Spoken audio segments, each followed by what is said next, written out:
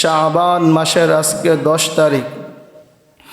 আগামী মঙ্গলবার দিবাগত রাত্র হল শবে বরাত, অর্থাৎ শবে বরাতের 14 তারিখ দিবাগত রাত্রকে হাদিসের ভাষায় লাইলাতুম মিন নিসফে শাবান বলা হয়। আবার কেউ কেউ লাইলাতুল বারাতও বলেন, আর আমরা বলে থাকি শবে বরাত। শবে বরাত এই শব্দটি ফার্সি শব্দ। শব অর্থ রজনী, বরাত অর্থ মুক্তি, তাহলে অর্থ দাঁড়ালো মুক্তির রজনী। এই রজনীতে রব্বুল আলামিন প্রথম আসমানে এসে বান্দাদের নাম ধরে ধরে ডাকতে থাকেন যে কে আসো গুনায় জর্জরিত, আমার কাছে গুনাহ থেকে ক্ষমা চাও, আমি তোমাদের গুনাহগুলোকে ক্ষমা করে দেব। কে আসো রিজিকের অভাব অনাটনে জর্জরিত, আমার কাছে রিজিক চাও, আমি রিজিকের ব্যবস্থা করে দেব। কে আসো বিভিন্ন অসুখ বিসুখে আক্রান্ত, বিভিন্ন পেরেশানিতে আক্রান্ত, আমার কাছে দোয়া করো, আমার কাছে মুক্তি চাও, আমি তোমাদেরকে অসুখ বিসুখ থেকে মুক্তি দিয়ে দিব। এভাবে রব্বুল আলামিন একের পর এক বিভিন্ন জিনিসের নাম ধরে ধরে বান্দাদেরকে বলতে থাকে, বান্দা বান্দিরা আমার কাছে চাও, আমি তোমাদেরকে দান করে দিব, আমি তোমাদেরকে দিয়ে দিব। সুবহানাল্লাহ। চলো, শবে বরাতের অর্থ হলো মুক্তির রজনী। আবার কেউ কেউ বই পুস্তকে বা পত্রিকায় রেখে থাকেন ভাগ্যের রজনী, কিন্তু এটা ঠিক নয়। শবে বরাত শব্দের অর্থই হলো মুক্তির রজনী। তবে হাদিসের মধ্যে আসছে যে এই শবে বরাতের রজনীতে আল্লাহ পাক রব্বুল আলামিন মানুষের হায়াত মৌত ধন দৌলত রিজিকের ফয়সালা করে থাকেন। এই হিসাবে ভাগ্যের রজনী বলা যায়, কিন্তু শবে বরাত অর্থ ভাগ্যের রজনী না, শবে বরাত অর্থ হলো মুক্তির রজনী। আল্লাহ সুবহানাহু ওয়া তাআলা মানুষের হায়াত মৌত ধন দৌলত রিজিক কোন দিন পেশ করে থাকেন, কোন দিন নির্ধারণ করে থাকেন, এই ব্যাপারে 2টি রজনী পাওয়া যায়। 1 নম্বর হলো শবে কদর, যে শবে কদরের রজনীতে রব্বুল আলামিন মানুষের হায়াত মৌত রিজিক ধন দৌলতের বাজেট পেশ করে থাকেন। আরেকটি হাদিস হলো শবে বরাত সম্পর্কে, শবে বরাতের রজনী সম্পর্কে, যে শবে বরাতের রজনীতে আল্লাহ সুবহানাহু ওয়া তাআলা মানুষের হায়াত মৌত ধন দৌলত রিজিকের বাজেট পেশ করে থাকেন। সাহাবায়ে কেরামের মধ্যে যিনি সবচেয়ে বড় মুফাসসির ছিলেন, মুফাসসিরে কোরআন, রঈসুল মুফাসসির, হযরত আব্দুল্লাহ ইবনে আব্বাস রাদিয়াল্লাহু তাআলা আনহু, যিনি বিজ্ঞ ছিলেন, সূক্ষ্ম জ্ঞানের অধিকারী ছিলেন, তিনি বলেন যে নতুন করে লেখার কিছুই নেই, সব কিছু রব্বুল আলামিন পৃথিবীর শুরু থেকে নিয়ে শেষ পর্যন্ত অনন্তকাল পর্যন্ত যা কিছু হবে সব কিছু আল্লাহ সুবহানাহু ওয়া তাআলা লৌহে মাহফুজে লিপিবদ্ধ করে রেখেছেন। বলেন সুবহানাল্লাহ। আর সেখান থেকে আল্লাহ সুবহানাহু ওয়া তাআলা এই শবে বরাত অথবা শবে কদরে আল্লাহ তাআলা বাজেট পেশ করেন। সরকার যেরকম চলতি বছর 24, 25 বা 26, 27 এরকম বাজেট পেশ করেন, আল্লাহ পাক রব্বুল আলামিনও বান্দাদের বাজেট পেশ করে থাকেন। আমরা জানি আল্লাহ তাআলা দুনিয়া পরিচালনা করেন, তো আল্লাহ তো পরিচালনা করেন না, আল্লাহ তাআলা দায়িত্ব দিয়ে রেখেছেন ফেরেশতাদের মাধ্যমে।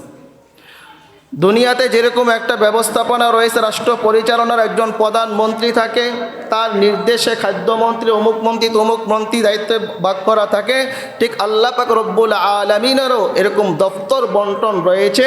বিভিন্ন ফেরেশতাদেরকে আল্লাহ তাআলা বিভিন্ন দায়িত্বে নিয়োজিত করে রেখেছেন। তো এই শবে বরাতের রজনীতে আল্লাহ সুবহানাহু ওয়া তাআলা লৌহে মাহফুজ থেকে বান্দার কতদিন হায়াত পাবে, কোন দিন কোন সালে কোন দিন মৃত্যুবরণ করবে, কোন দিন সে দুনিয়াতে আগমন করবে, কি পরিমাণ তার রিজিক হবে, সেটা আল্লাহ তাআলা বাজেট পেশ করে ফেরেশতাদের হাতে অর্পণ করে দেন। সুবহানাল্লাহ। এই শবে বরাতের রজনী সম্পর্কে বিশ্ব নবী, দয়ার নবী, মায়ার নবী, রাহমাতাল লিল আলামিন সাল্লাল্লাহু আলাইহি ওয়াসাল্লাম বলেন, ইযা কানাত লাইলাতুম মিন নিসফি শাবান ফাকুমু লাইলাহা ওয়া সুমু নাহারাহা ফাইন্নাল্লাহা তাআলা ইয়ানজিলু ফিহা লিগুরুবিশ শামস ألا من مستغفر فأغفر له ألا من مسترزق فأرزقه ألا من مبتلى فأعافيه فيه রাসূল করিম সাল্লাল্লাহু আলাইহি ওয়াসাল্লাম ইরশাদ করেন, যখন শাবান মাসের 14 তারিখ দিবাগত রজনী অর্থাৎ শবে বরাতের রজনী আগমন করে,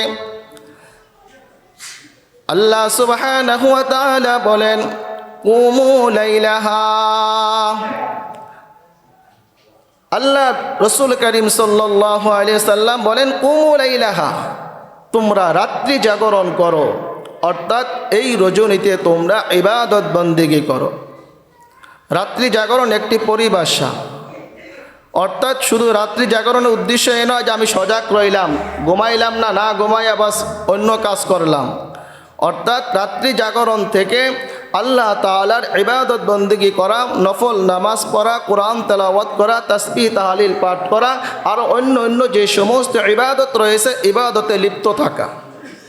2 নম্বর, ওয়াসুমু নাহারাহা, পরের দিন অর্থাৎ 15 তারিখ তোমরা রোজা রাখো। তারপর আল্লাহ তাআলা, রসুল বলতেছেন যে আল্লাহ তাআলা ওই রজনীতে একবারে দুনিয়ার আসমানে চলে আসে। আহলে সুন্নাত ওয়াল জামাতের আকীদা হলো আল্লাহ তাআলা সব জায়গায় বিরাজমান, সব জায়গায় সব সময় সমান তালে তিনি বিরাজমান আছেন, বিদ্যমান আছেন। তাহলে এখানে আল্লাহ তাআলা যে বললেন তিনি একবারে দুনিয়ার আসমানে চলে আসেন, এর অর্থ কি? এর অর্থ আল্লাহ তাআলাই ভালো জানেন। তবে মুহাদ্দিসিনে কেরাম বলছেন যে আল্লাহ তাআলার রহমত বান্দার একবারে নিকটে চলে আসেন। সুবহানাল্লাহ।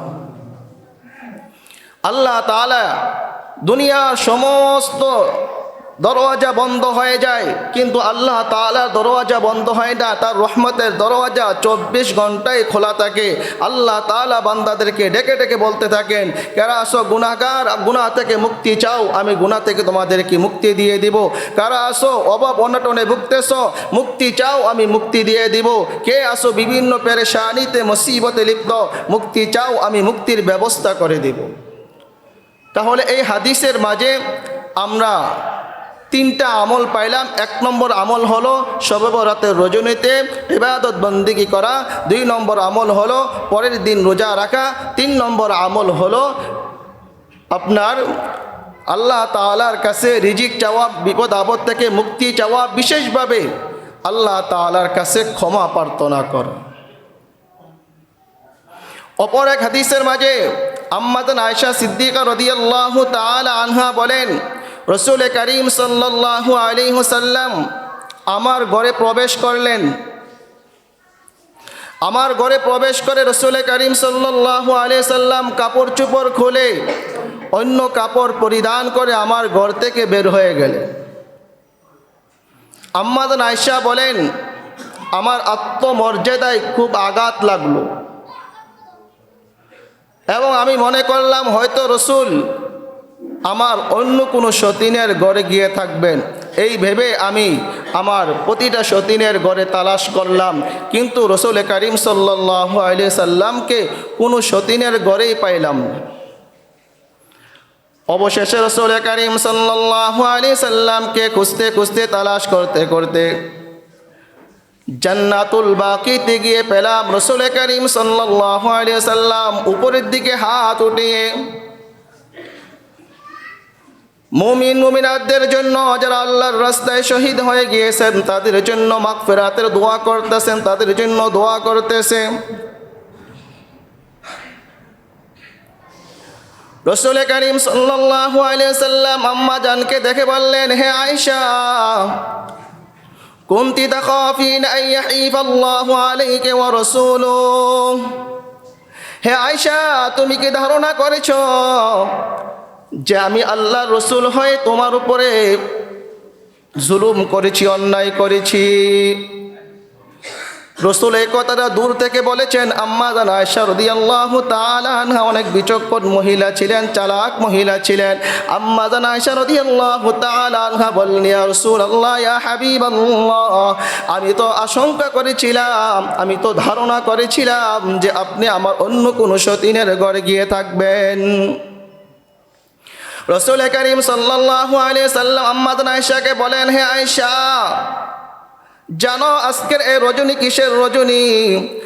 আজকের এই রজনী হলো শবে বরাতের রজনী, শাবানের 14 তারিখ দিবাগত রাত্র। আল্লাহ সুবহানাহু ওয়া তাআলা এই রজনীতে অসংখ্য অগণিত মানুষকে ক্ষমা করে দেন। রাসূল করিম সাল্লাল্লাহু আলাইহি সাল্লাম বলেন, বনি কালব গোত্র, তখনকার জমানায় একটি গোত্র ছিল বনি কালব। ওই গোত্রের লোকেরা অধিক পরিমাণে বকরি লালন পালন করত, অধিক হারে বকরি লালন পালন করত। রাসূল বলেন, হে আয়েশা, বনি কালব গোত্রের যেই পরিমাণ বকরি রয়েছে, বকরির শরীরে যেই পরিমাণ পশম রয়েছে, আল্লাহ সুবহানাহু ওয়া তাআলা শবে বরাতের এই রজনীতে তার চেয়েও আরও বেশি পরিমাণ লোককে মাফ করে দেন। তাহলে এই হাদিসের মধ্যে আমরা আমল পাইলাম দুইটা। এক নম্বর, যারা আমাদের আত্মীয় স্বজন, বাবা মা, দাদা দাদি, নানা নানি, শ্বশুর শাশুড়ি, আত্মীয় স্বজন, পাড়া প্রতিবেশী অন্ধকার কবরে চলে গেছেন, তাদের জন্য ক্ষমা প্রার্থনা করা। আরেকটি আমল যেটা হলো কবর জিয়ারত করা। এখানে আমাদেরকে খেয়াল রাখতে হবে, কবর জিয়ারত রাসূল করিম সাল্লাল্লাহু আলাইহি সাল্লাম একা একা গেছেন। রাসূল পুরা দল বল বেঁধে যান নাই। যদি দল বল বেঁধে যাওয়াই সুন্নত হতো, উত্তম হতো, ভালো হতো, তাহলে রাসূল করিম সাল্লাল্লাহু আলাইহি সাল্লাম আমার আপনার চেয়ে কম বুঝতেন না, কম জানতেন না। তাহলে রাসূল করিম সাল্লাল্লাহু আলাইহি সাল্লাম দল বল বেঁধেই কবরস্থানে যাইতেন। আরেকটি আমল যেটা ফিকার কিতাবে পাওয়া যায়, যেহেতু শবে বরাতের রজনী ইবাদতের রজনী, তো ইবাদত বন্দিগিতে মন তো তখনই লাগবে, ইবাদত বন্দিগিতে মজা তখনই লাগবে যখন আমার শরীর ফ্রেশ থাকবে, আমার জামা কাপড় পরিষ্কার পরিচ্ছন্ন থাকবে। দেখবেন শরীরে যখন ময়লা থাকে, ময়লা কাপড় চোপড় থাকে, একটা অস্থিরতা, একটা পেরেশানি ভাব থাকে। আর শরীর যখন ফ্রেশ থাকে, ময়লা মুক্ত থাকে, শরীরে যখন উন্নত মানের ভালো মানের কাপড় থাকে, তখন মনে একটা প্রশান্তি লাগে, শান্তি লাগে। তো এই জন্য ফুকাহায়ে কেরাম বলেছেন, এই রজনীর 6 নম্বর আমল হলো ইবাদত করার পূর্বে বান্দা ভালো রূপে, উত্তম রূপে গোসল করে নেবে। উত্তম রূপে গোসল করা। এই 6টা আমলের বাহিরে যে সমস্ত আমলের কথা পাওয়া যায়, ওই সবগুলো হলো কুসংস্কার, শরীয়ত গর্হিত কাজ। এর মধ্যে একটা হলো হালুয়া রুটির ব্যবস্থা করা, আরেকটি হলো পটকা ফুটানো, আরেকটি হলো আতশবাজি জ্বালানো, আরেকটি হলো মোমবাতি প্রজ্বলন করা। এইগুলা কুসংস্কার, এগুলা আমাদের শরীয়তের কোনো, এগুলোর সাথে কোনো সম্পর্ক নাই। আজকে তো আমাদের প্রজন্ম, আমাদের সন্তানটা মনে করছে হালুয়া রুটি মনে হয় এটা ওই দিনের একটা কি রেওয়াজ হয়ে গিয়েছে, নিয়ম হয়ে গিয়েছে। যদিও আলহামদুলিল্লাহ বর্তমান সমাজের মানুষেরা অনেকটাই সতর্ক হয়ে গিয়েছেন, মা বোনেরা অনেকটাই সতর্ক হয়ে গিয়েছেন। আলহামদুলিল্লাহ, তারা সময় নষ্ট করতে রাজি না, সময় অপচয় করতে রাজি না। যেহেতু আল্লাহ তাআলা সুযোগ দিয়েছেন ইবাদত করার, কেন আমি হালুয়া রুটির পিছনে সময় নষ্ট করব? ইসালে সওয়াবের তো অনেক পদ্ধতি রয়েছে। ইসালে সওয়াব মানে সওয়াব পৌঁছানো। আমার মা মারা গেছেন, আমার বাবা মারা গেছেন, আমি 2 রাকাত নফল নামাজ পড়ে বাপমার কবরে পৌঁছাইয়া দেই, একটা কোরআন খতম করে বাপমার কবরে পৌঁছাইয়া দেই, কিছু তাসবিহ তাহলিল পাঠের বাপমার কবরে পৌঁছাইয়া দেই, এর সওয়াব বাপমার কবরে পৌঁছতেই থাকবে, পৌঁছতেই থাকবে। সুবহানাল্লাহ।